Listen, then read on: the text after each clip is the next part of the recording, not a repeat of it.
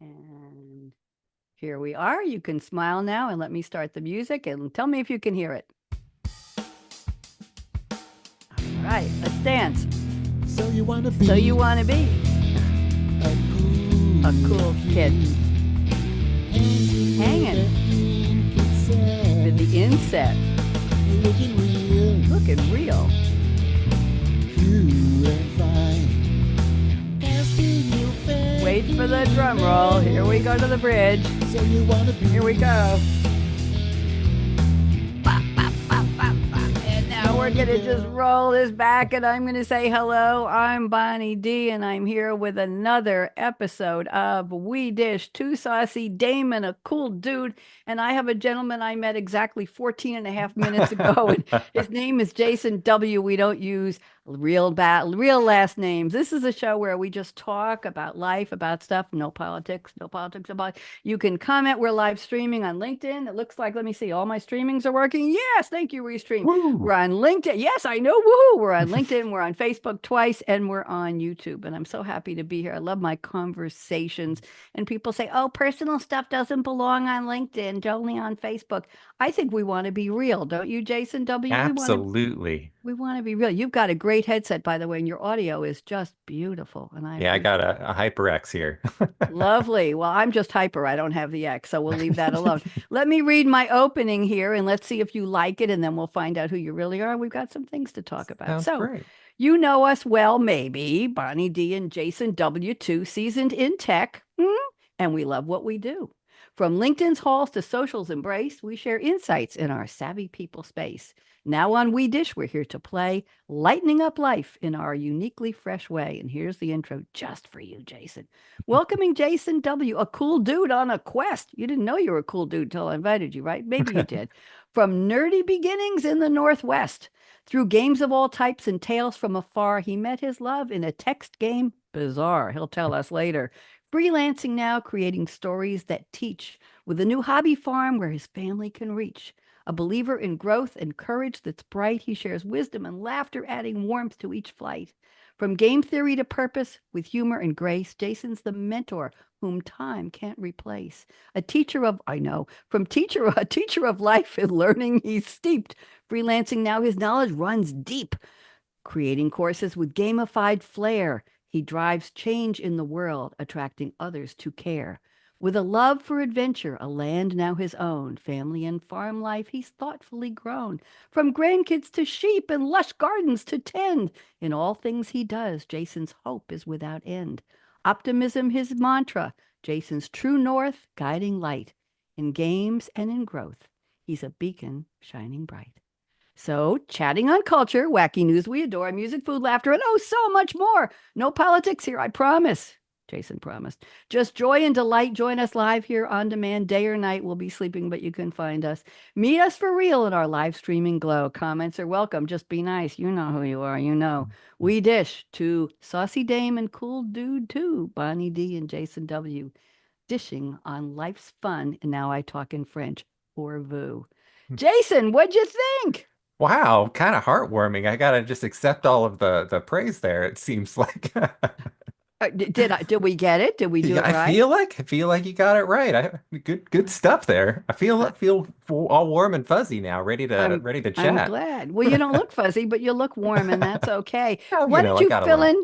Well, first of all, I tell you what, let's talk about your cool dude songs. I asked you to pick a couple of songs that you think define you, identify you, compliment you, something to do with being a cool dude, and then we'll fill in on the bio. So, what have you got for us? Sure. I'm going to start out a little bit with one that's more of a guilty pleasure and just fun for me. I love the Weird Al Yankovic songs, and there's one that I feel like has always been, one of that I would really love to learn and be able to sing, but it just is too fast for me. It's White and Nerdy by Weird Al Yankovic. Okay. It's one of those things where the song is really funny to me. I love songs that have stories and ones that kind of build on each other. And this one is one, funny, and then two, it just is it shows that appearances can be seen on the outside as weird. But it kind of states all of the achievements and how cool they really are. Because, I'm a champion at D&D. I have, all sorts of things that I can do, and some Yep. people don't see that from the outset, just from the first facade that you put on for the world. So, Translation D&D Dungeons and Dragons, correct? yes, absolutely. My son was one of those when he was coming up, when he was growing up. I don't think he has time for that anymore, but very, very interesting. Okay, that's song number one. Give me another one. I'm gonna keep on the nerdy track. And this one you probably have not heard of. It's called "The Skies Above" by the Black Mages. This song is a song from it started. The Black Mages do Final Fantasy songs, and they are beautifully written. They're games. Final Fantasy are a series of games out there, and "The Skies Above" is a kind of a mixture of two Xanarkand. It's a beautiful piano solo, and then it adds in a rock and roll flair, a rock and roll opera flair in the center of it. And it's one of those songs that just get people, and they're like, "What? This is so beautiful, and this is so nice." And then all of a sudden, you start hearing in the middle of it, and they're like, "What's going on? I thought this was great." And then it's just a lot of fun for me, and it has a feel of going from kind of a somber tone to how do you turn that to adventure and going out and questing and finding your fire and flying high above the sky. So, That sounds like something a cool dude would do, right? Don't you think? absolutely. I like that. I like when people bring songs that I don't know about. What's your third one? I'm gonna do again. I love storytelling, and anytime that folks can tell stories and songs, they're not just kind of the same thing over and over. And there's one that I've listened to, 7 Years by Lucas Graham. And this is the once I was 20 years old, the story once told, blah, blah, blah, blah, blah. And he tells a story of all of these different areas. And he starts when he's 7 years old and then goes to 11 and then starts talking about when he was 20. And then he starts talking about what he views the future as. And so he's like Mm. planning what he's going to be doing and what he wants. And when he's 30 years old and then when he's 60 years old. And just as someone who's kind of in that kind of the middle area of my life. I'm trying or approaching the middle area of my life, I hope. I am really excited to review and reflect on the past and think about the things that I learned, the things my parents told me, the things I did, and then think about what do I actually want to do into the future.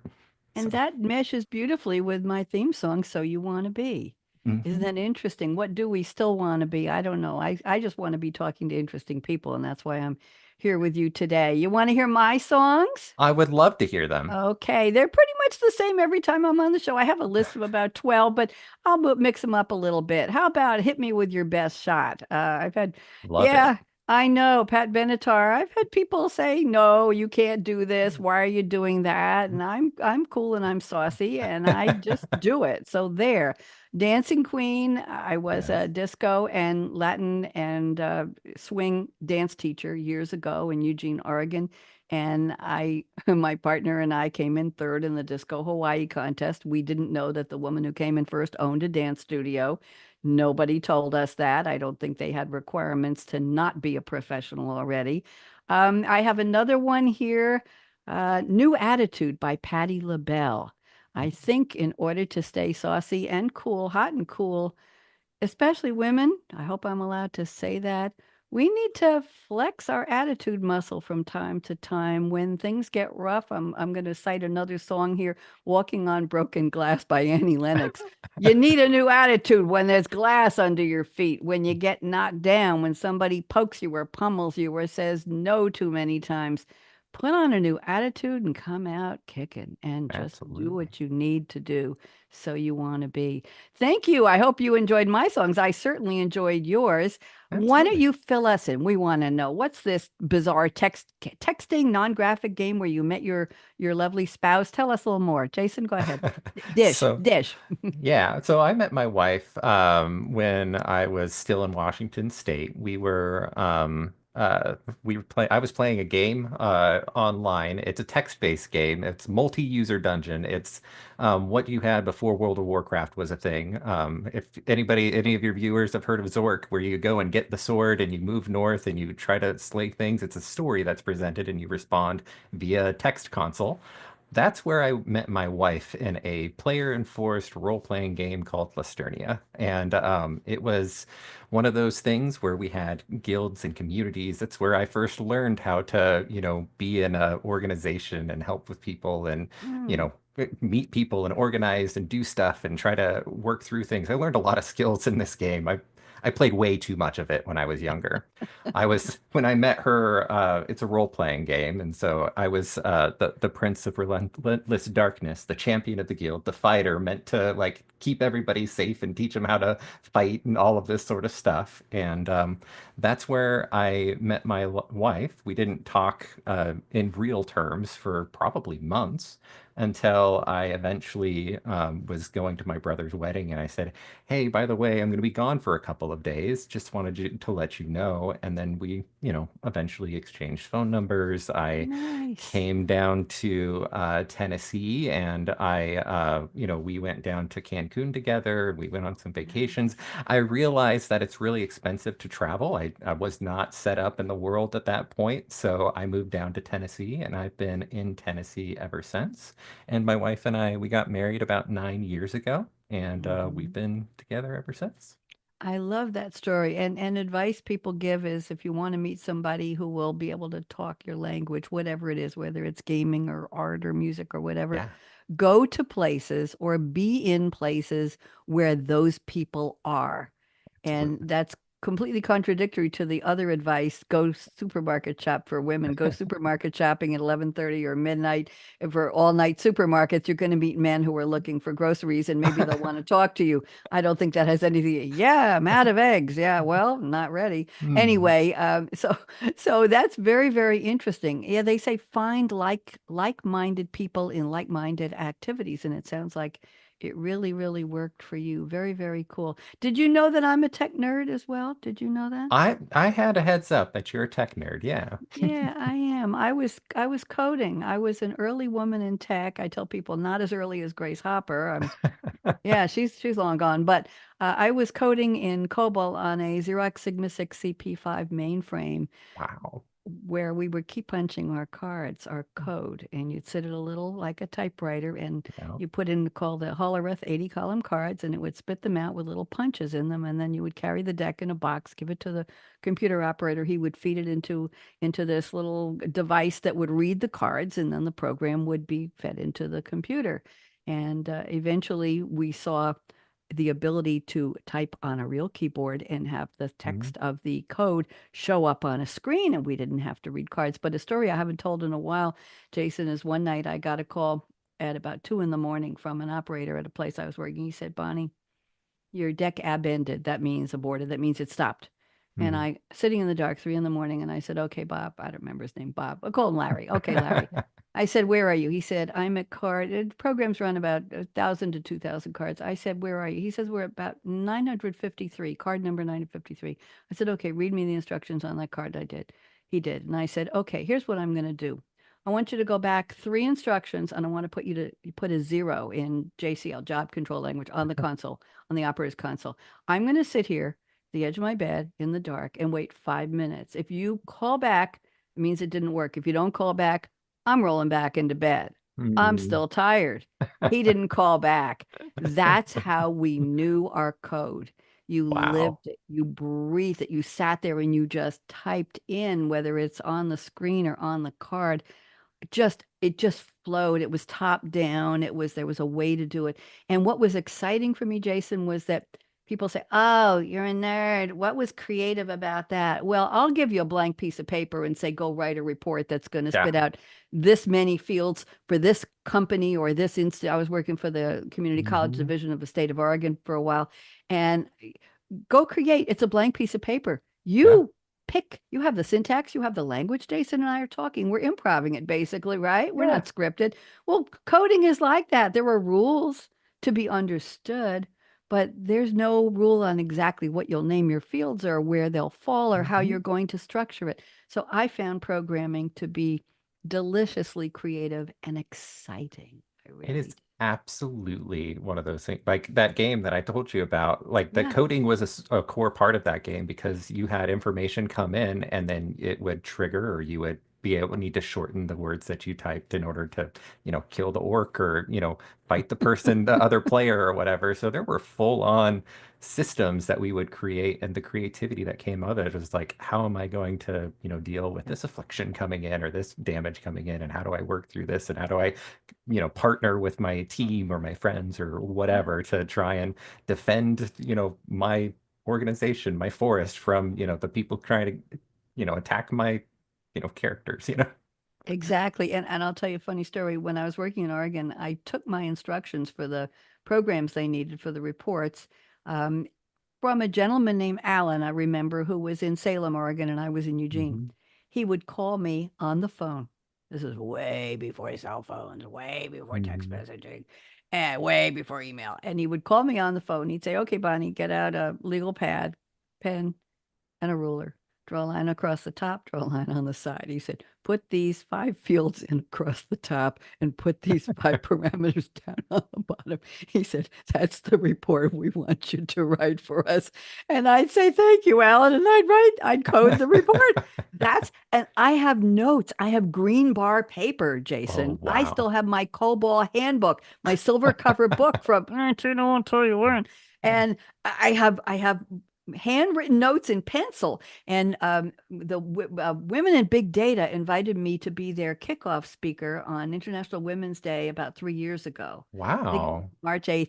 And I put together a little bit of a PowerPoint deck with pictures of what a mainframe looked like. I had to go through. What does a Xerox 6CP5 look like? I found pictures in some IBM's archives, Xerox's archives. That's before Honeywell bought Xerox, and it was then called Honeyox familiarly, but it was Xerox when Xerox was 6CP5. There is Yeah. still information about that. So I put, and these women were saying, "Oh my God, what? What? You had cards? You carried a box of cards, and that was a computer was the size of a room, and it had lights and bells and whistles." It was very interesting. That's when I found out that I'm an early woman in tech. I didn't know. Yeah, the way that technology has evolved over time and how cool it was back then, how manual it was, and how much it takes. My wife, she was one of the early people in doing things as well, and she was like Hmm. one of the first people on Blogger, like doing blogs and that sort of stuff. And she's Yeah. building websites for people up in South Dakota that never knew how to do it. Nobody had a computer, and she did. Yep. I remember 1994. Remember, I don't know if you Mhm. remember, but AOL used to be the Yep. first one where it was Yep. massive signing up for email. Mhm. And you used to get a disc in the mail. Yep. I remember those discs. In the physical mail, you get a disc, like a CD, and it would say, "Here, put this into the floppy drive disk on your computer in that little slot, and Hmm. it will help you enroll in AOL." Yeah. Well, I got email, I think in 94, and the handshake. Doo-doo-doo-doo-doo-doo. I Hmm. called my neighbors, and these were men who owned their own companies in Manhattan. I was living in New York, and they were big shots in industrial, but they had no idea about any of this. And I'd call them in, I'd say, "Okay, Ira and Bernie and whatever their name was." I used to take the train to Manhattan with them. I'd say, "Come on in, you got to hear this." And I'd put in the AOL code, and I'd put in my password, whatever it was, and it'd go, "Doo-doo-doo-doo-doo." "Oh my God, Bonnie, what is that?" And I joined, I think you're going to love this. I joined a group called the Med Jokes List. And it was Hmm. a group of lawyers and doctors who liked to tell jokes. This was clean stuff, not political. So I don't know how I found them, but I joined them. I printed out the jokes and I put them in a binder, Jason, because I was told that I was corrupting my main hard drive by doing all this. So I bought an external. Can you guess what my first Macintosh with a black and white printer cost in 1988 when I wanted to go into business? My parents gave me a loan and let me, this was 88, way after I started, but I wanted to be a graphic designer. What do you think a Mac, a desktop Mac, and a black and white printer cost? Ballpark. A desktop Mac and a black and white printer. Yep, Oh ballpark. man, I don't know.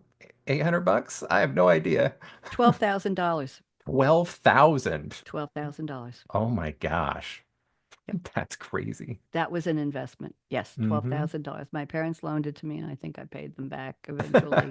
I didn't do that well in the graphics business, but it led to other things. Anyway, Yeah. very interesting. Oh, this is lovely getting to know you. You really sparked some ideas here. Listen, I want to cover a couple of things here I sent you. This is a part of the show called Off the Top, OTT, Fast and Furious. So, do you Absolutely. have a creativity superpower, Jason W? You want to talk about what do you love or what do you not love about it? So my creativity superpower is I create experiences. I think in Mm. terms of what people are doing, how they do it, and how they engage. I'm a gamer, as I said, and I think about why people are motivated to go, save the princess, and I take those Mhm. ideas that I've experienced in. Save me, save me. I'm sorry. Exactly. I've those experiences that people, have no business actually going doing, but they're motivated to go and do it because it's fun and it's engaging and it's Mhm. interesting. And I apply those things to the stuff that I create and I think about, and especially the learning experiences that I do. So I create experiences. That's my creativity superpower. What don't you like about your creativity superpower? Anything? Get you in trouble Um, sometimes? Too much? it can totally get me in trouble sometimes. I'm a little bit critical when it comes to like traditional experiences sometimes. Like, they don't really work on me that well. Uh, Hello. Hello. What do you think we're here? so it, Okay. Next. Well, my superpower is talking to people. yeah. And I discovered that I was very shy growing up, I think, although the proof is not there. I was Mm. the pianist at my sixth grade graduation in a dress I made in home ec class. And I was on the stage on the baby grand piano playing some song. I don't know what it was. I was the pianist for the girls' chorus at Bayside High School in New York, announcing Little Drummer Boy, brum, brum. Yes, I know. But I couldn't have been that shy, but I thought I was. But the superpower gets me in trouble sometimes because people come to me with ideas. Mm. Oh, Bonnie, let's start a company. Oh, Bonnie, I want you to work for me. Oh, and then they say, "Oh, we need a website." And I raise my hand. "Oh, I'll buy the domain. It's fine. I love to go on GoDaddy. I'll buy the domain. I only own about 12. What's another domain?" So I'll go get the domain and then they disappear. I'm Oh. I'm holding a lot of domain tags. Mary Nunley, Mary N, who's one of my saucy dames, introduced us. She'll tell you how many domains I have.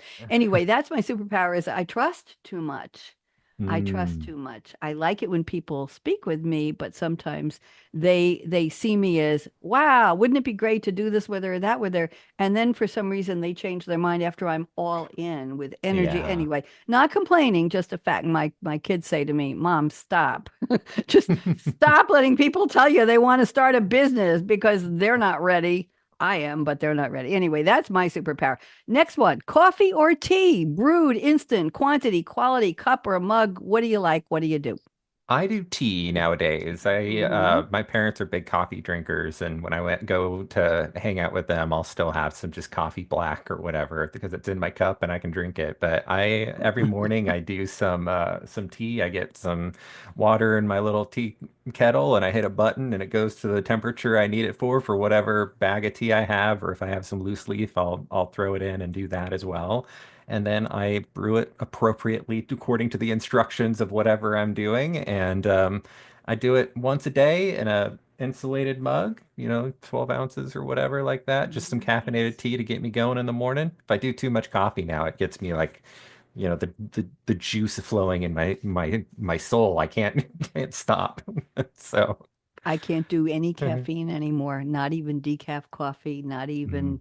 not even regular tea. It's peppermint tea for me. Anything decaf is fine. Caffeine just goes right through me and you'll be scraping me off the ceiling. But I had a guest on one of my technology radio shows years ago. We talked about what's in your cup today. That was Mhm. the mantra. And people were on sometimes 4 or 5 times a year. They say, "I'm running out of things to tell you, Bonnie." It's the same thing I was drinking 3 months ago. So this person said, "Well, I'm a Brit," he said, "and we have our the thinness for our teacup. There's a certain millimeter of thinness that the china has to be Mm. fine china." And he said, "And there has to be a certain temperature to the water." Exactly. And we have to brew it a certain number of minutes and seconds. And he said, "You Americans just take this dusty thing in a bag and dunk it in. That's not tea. That's not proper." So I'm the one who dunks. So I do some peppermint tea bag. I put it Yeah. in water. I throw it in the microwave. Oh my God, she's terrible. And I cook it for about a minute and a half before it gets to the bubbly boiling stage. And if it's still too high at that point, I'll throw one ice cube in. Yep. And what I'll do is when it's about halfway done, I will put it, I'll let it come to room temperature if I don't want to drink anymore.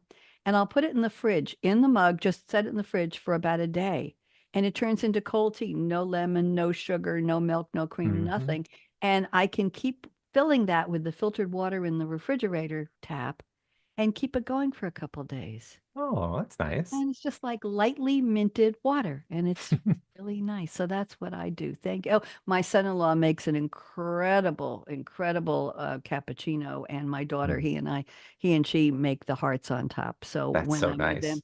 I take the risk of caffeine because they don't believe in decaf. They sometimes roast their own beans. So yeah, they're purists.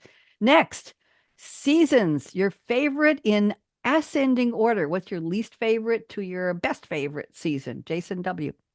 So when I grew up, I was North Pacific Northwest when I grew up was in perpetual spring and fall. And so I grew up pretty much not really enjoying extremes. So I'm Hmm. gonna put down at the bottom summer. My wife will hate me for it, but she loves the heat and I'm just not that person. I'd rather be a little bit too cold because I can always, put another sweater Yep. on or whatever. But I'm not an extremes person. So summer's down at the bottom. I get sunburned way too easy. I'm very pale. I went to the beach a couple years ago and was in the putting on sunscreen every Mhm. single, Yep. hour and underneath the shade, and I was still sunburned. I got it reflected off of the sand at me or something. It's crazy. So What's your next season? we're gonna put winter next in the theme of those Extremes. extremes. It's fine. I like some snow in Tennessee. There's not really, at least my part of Tennessee, Middle Tennessee. There's not very good snow It here. snowed in East Tennessee last year. I'm here Yeah. covered, blanketed. I got claustrophobic because I looked out and it was white everywhere. You couldn't see a thing. I looked out and said, "Oh my God, where am I? I don't. I like to see something. Nothing. Hmm. You couldn't see anything. Anyway, go ahead. Next season. Next season, I'm gonna say spring. It gets a little bit hot in this area for me Hmm. still. When I first moved here, I moved in the spring approaching fall. I went from 60-degree weather to 104. And so I avoid the heat as much as possible. So I'm gonna put spring next. It's nice. I like the, stuff and get out on the lake or hang out or get outside and Hmm. do things without it being too hot. But it starts to creep up to those higher temperatures where I'm at. And fall is your favorite. Fall is absolutely my favorite. What do you You know, love? I love the leaves as they're going. The beauty of fall is just the best. I Hmm. recently moved out to, some land out in Middle Tennessee, and I have a perfect view. I can see it right now of like some mountains, and I'm sitting up here on this hill, and I can see, the changing of the leaves and the trees and that sort of stuff. And it's just the beauty of all of the things that I'm seeing. It's just something that warms my heart. If I can go out with just a light sweatshirt, that's just me. Look at my background right now. This is a picture I took the other morning of the leaves and the trees Mm, next door to my house. This is real. This is untouched. They yeah, retouched. This is not Photoshop. These are real. The colors are splendid. I'm going to leave that up for a couple minutes. Do you like that one? I absolutely love Isn't that that. pretty? Yeah. I have a weekly meeting with somebody on Zoom and I take pictures of sunrises and sunsets and Hmm. things on my window, little dew making patterns on the window and dusk and dawn if I'm up early. And I use Hmm. those for backgrounds. Let me show you another one. Here's this are Ooh. irises outside of my guest room window, and this is a little bit of the shadow of the window as I'm looking down on the irises. Pretty? Here's That is another pretty. one. This is an unshadowed iris picture, and Mm. look at this one. This was a sunset across the street from me 2 days ago, Hmm. unretouched. This is not Photoshop. This is not AI. I'm going to go back to this is a sunset as well. Look at this through the Oh, trees wow. next door. Is that something? Yeah, I'm just going to stick with that for a second and then I'll go back to the other one. My favorite seasons are spring and fall, mostly spring. because I Mm. like to see things springing up. I bought a fairly large for me property with 4 yards, corner frontage, mature trees that are 40, 50 feet tall. I have maples, Japanese maples. I have hibiscus trees. I have crepe myrtles. I have, you name it, I have them. I have hydrangeas. I have and box elders. I have Leland pines. I have Oh, beautiful. unbelievable all around. And tomato plants just keep growing up from last year. I don't plant them anymore. They're just 6 feet tall. And a neighbor across the street has wild zinnias, Jason. And the Mm, seeds blew across the street and they populated an entire corner of my property with so nice. thousands of zinnias in every color. Let's see if I have a picture of them. Unbelievable colors. Let me see. Did I get rid of them? Uh, that's the Garden of Zinnias. That's just a piece of it. These are Wow. wild. These are unplanted by me, and they're so prolific that the seeds blew into the gravel. I have an easement in front of my property so people could park. They're growing in the gravel. Wow. Yes, in the gravel in front of the house where people could park from me and the people across the street. So unbelievable. Yes, so that's Those so are hardy so plants. oh, they're amazing. They're absolutely amazing. So spring and fall are my favorites, but spring I love to see things springing up. Summer not doing bathing suits or beaches anymore. I left that behind a long time ago.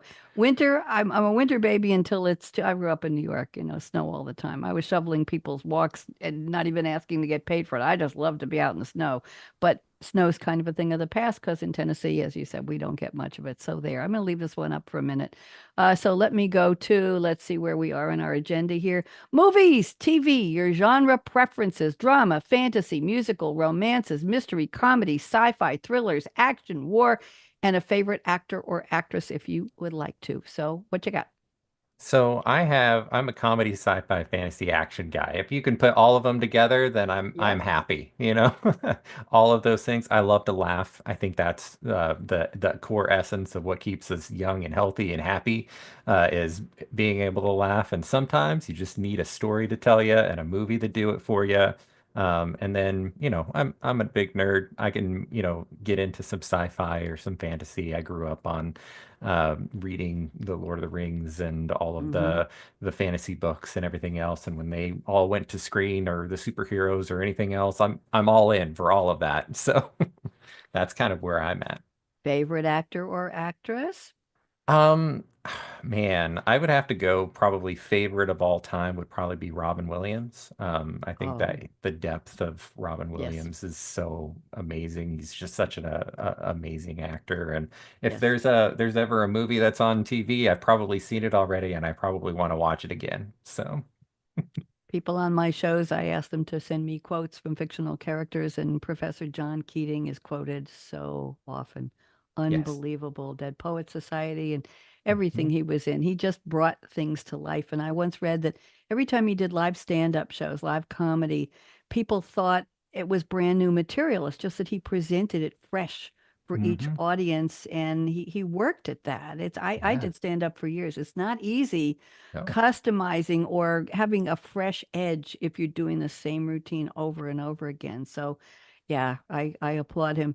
Well, you may have heard since you watched some of my shows, this one, that I'm a big fan of French detective shows. Alice Nevers, Mhm. which is Nevers, Candice Renoir, which is just whatever the latest season is just dumb. They're an hour and a half long and are the worst plots I've ever seen, but I still love the French.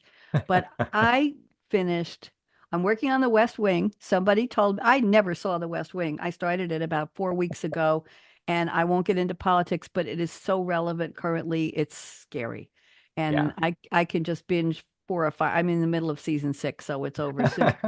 But The Diplomat with Kerry Russell just dropped season 2. And I will tell you, I didn't like it. I forced myself to watch the first couple episodes. It was so dull, it was so dry. And then it just took off. And the finale of season 2, which I watched 2 days ago, was so shocking and so bizarro and Mm. so out of character and such a surprise. And all I'll say is that Allison Janney from the West Wing is Grace Penn, the vice president of the United States on a trip to London, and she doesn't look anything like Allison Janney. In the West Wing, she doesn't look. I Googled her. I said, "Where is this? Who is this woman?" She's very, very thin, very, formal, and she's got the hair and the suits, and she's straight up, like the.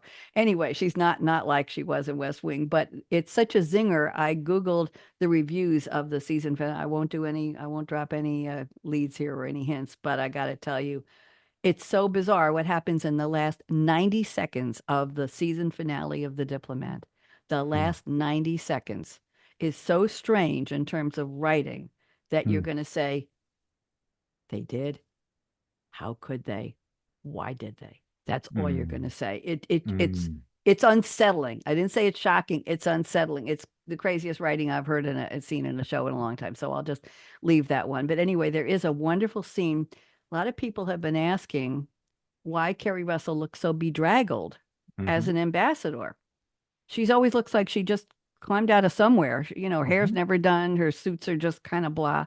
Well, the Grace Penn vice president character attacks her verbally with if you want my job, you have to do this, this, and this, including her hair, her, shall we say, undergarments, and your suits. She basically gives her a review that is so shocking because it's what every viewer is thinking. Yeah, Carrie, would you clean it up a little bit? Anyway, I'm probably giving away a spoiler here, but that was my take. So I still enjoy the French shows the most, and we'll just leave it at that.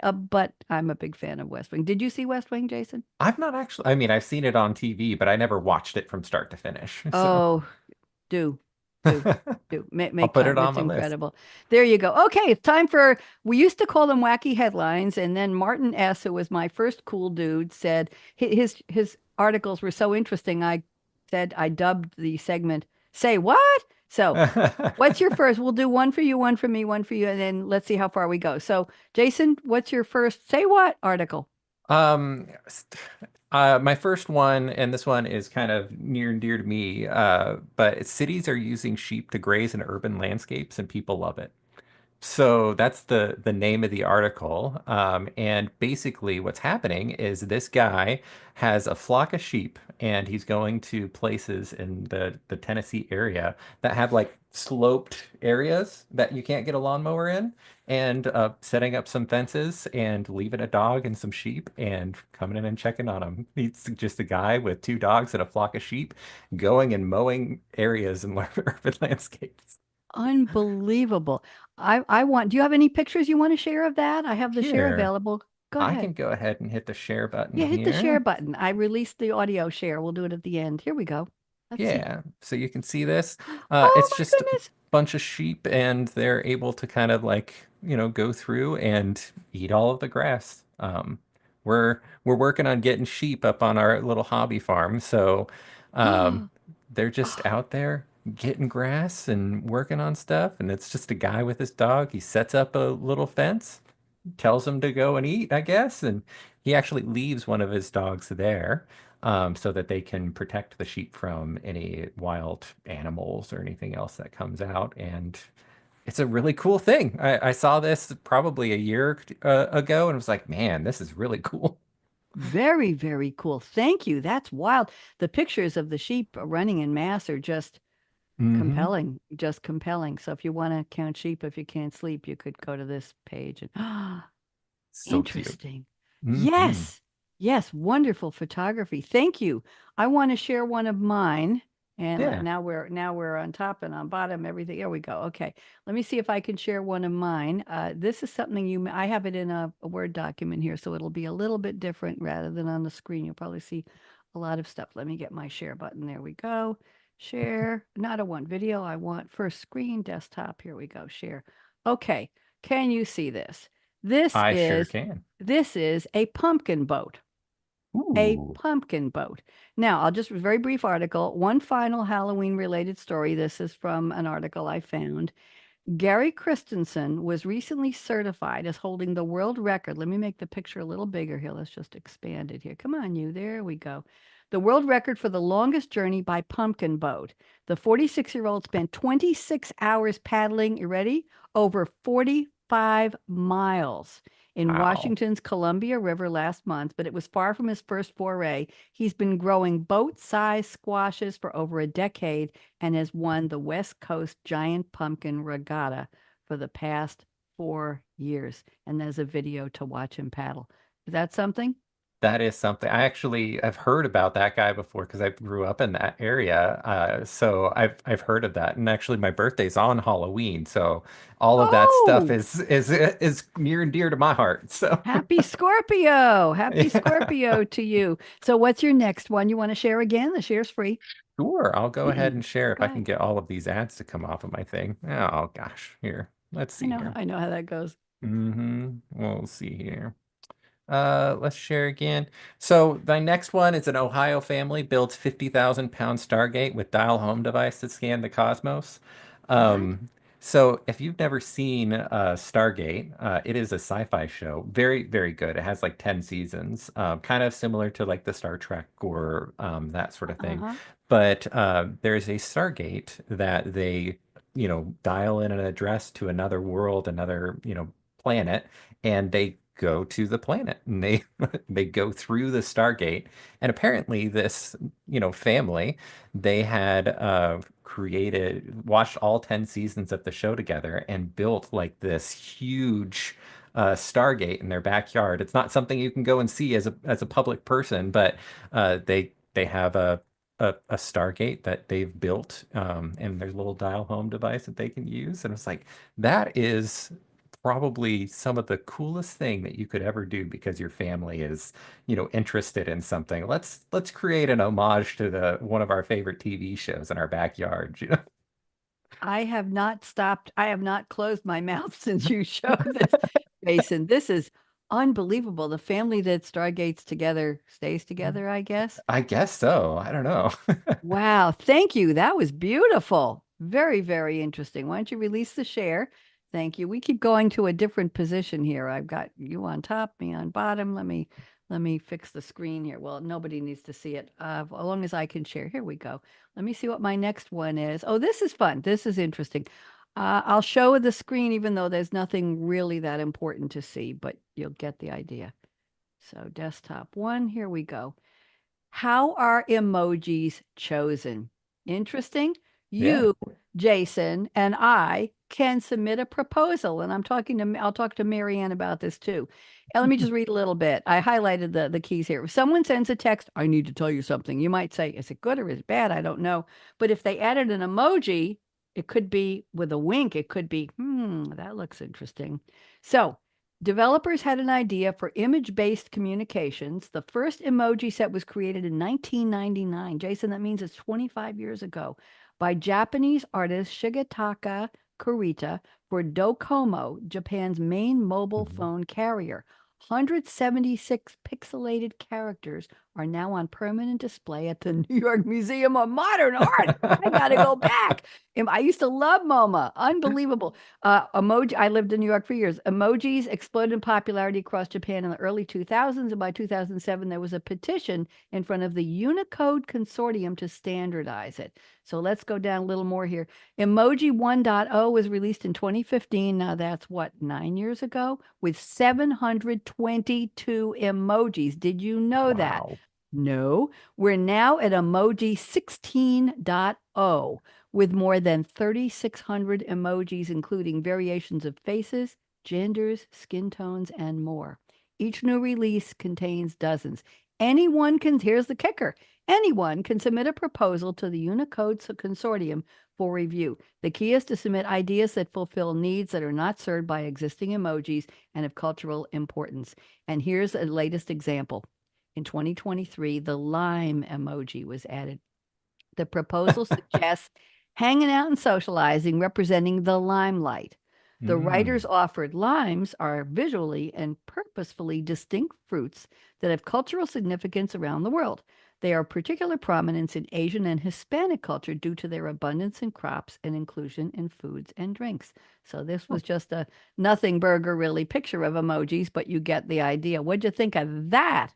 That's pretty interesting. I know emojis are very important to a lot of people who work together in all these like tech text platforms and that sort of stuff. We all needed our custom emojis, but it's really interesting that you can get it submitted for an official emoji that everybody can see. Absolutely. What's your third? I'm gonna go with ruby slippers from The Wizard of Oz are for I saw that sale today nearly too. 2 decades after they were stolen. You get nice news. Do you get nice news? Is that where you get it? Because it Yeah. was in the nice. I saved that for another show. I wasn't going to do it today. I've Well, I never beat had you a to it. I've never had a guest with the same article. Go ahead, Jason. I'm excited. Go So ahead. I thought that this was really cool. Love The Wizard of Oz, love all of Yes. the old movies and Yes. that sort of stuff. And knowing that someone, years ago, I think the guy was 76 now, and he was Mm-hmm. sentenced to in January to time served because of his poor health. He stole it years ago, and because he thought that the $1 million insurance value, the gems, and there was attributed to the gems in the shoes, and so just apparently got them out, and now they're being sold. So I think they have $100,000 set aside. The museum, I can't remember which one it is, but they are being, going to be up for Go back to the auction picture. until Scroll December up, please. 7th. I want everybody to see that. I saw that. I couldn't believe it. I saved Mhm. that as an article for Too Saucy. I just did Mhm. it about an hour ago. Oh, that's incredible. Well, sorry to Thank beat you to you. it. No, I'm thrilled. I'm thrilled. Great minds. And they're gorgeous, aren't they? They sure They're just. are. They sure And are. do you notice that the paillettes or whatever those are, they're not rhinestones. They're little circles of shiny red. They look like they're intact, don't they? The shoes look They like they're. sure do. They How is look that pretty possible? much in pristine condition. I mean, maybe a little bit worn, but it's been a few years. 1939 to 20. Where are we? 2024, almost 2025. Do the Yep. math. That's about 75 years. Am I correct? Yeah, that's about right. 85 years. Oh my goodness gracious. Wow. Well, I have a third article that isn't nearly as exciting as that, Jason. How could you? I almost picked that one. Isn't that funny? That Let is me funny. share this one and wrap this up here. So, this one is Ja- uh, Japan has a transportation conveyor belt road, and I'll just read from this. Planners envision the roadway will stretch 320 miles from Tokyo to Osaka and transport containers between the two cities. If completed, it will include meeting the rising demand for delivery services, curbing carbon emissions, and alleviating pressure on delivery drivers among ongoing labor shortage, according to The Guardian. It's estimated the endeavor, if expanded nationwide, could do the work of 25,000 truck drivers per day. Test Wow. runs are beginning in 2027 or early 2028. In the meantime, there's a video which I don't have. I have your bio here. Isn't that something? A That's conveyor awesome. belt. Yeah. But of course, the question is doing the work of 25,000 human truck drivers per day. What will Mm. that do? What will that do to their industry? Will that do to their income? Are they going to be that wonderful word, upskilled, reskilled, retrained? Oh, you didn't really Hmm. want to be a truck driver anymore, did you? We don't really need you. There we go, That's So it's tough. that's a tough one. Usually we blame, usually computer audio, I'm going up, get ready for closing here. Usually we blame AI for this. Hmm. We don't usually blame people for this. What do you Yeah. think? So any closing thoughts on being a cool dude? And if you know some cool dudes, I'd love to get a referral, I Jason. I do know a bunch of cool dudes. I can send I could talk to them if you'd like me to. I'm honored to be one of Bonnie D's cool dudes. I didn't know how cool a dude I was until I showed up. So, You're very kind. I want to thank you so much. And again, a shout out to our mutual friend. She's a colleague of both of ours, Mary Ann, who was one of my original two saucy dames. She is saucy. I know she's under the weather right now, mm, but I hope she comes back in a week or two and joins me again on Two Saucy. It's always fun talking to her. So I've got the computer sound up. Let me push all the buttons here to get us ready. So Jason W, stick around and we'll talk after the show, but let me play. And by the way, I credit to a cool dude who was on a week ago, Serge H., who's in mm, Paris, who is a composer, and he sings and plays wonderful digital instruments, not AI. He's a human who composes and plays as a human. He showed me his studio, and he wrote the music and does the singing and the keyboarding for this song. I wrote the lyrics, So You Want to Be. So let's close with this, everybody. And Jason, thank you. As I said, stick around. We'll talk. Let's play a Thank you, little Dawn. bit more of this. Don't go away. Here we go. So you wanna be a cool kid. Hanging with Jason is a cool. kid sad. You're a cool kid. You're a cool dude. Looking real, Looking real. cool and fine. Doing fine. Asking you thanking Here we go. So you wanna be Here we go. Get my drumsticks.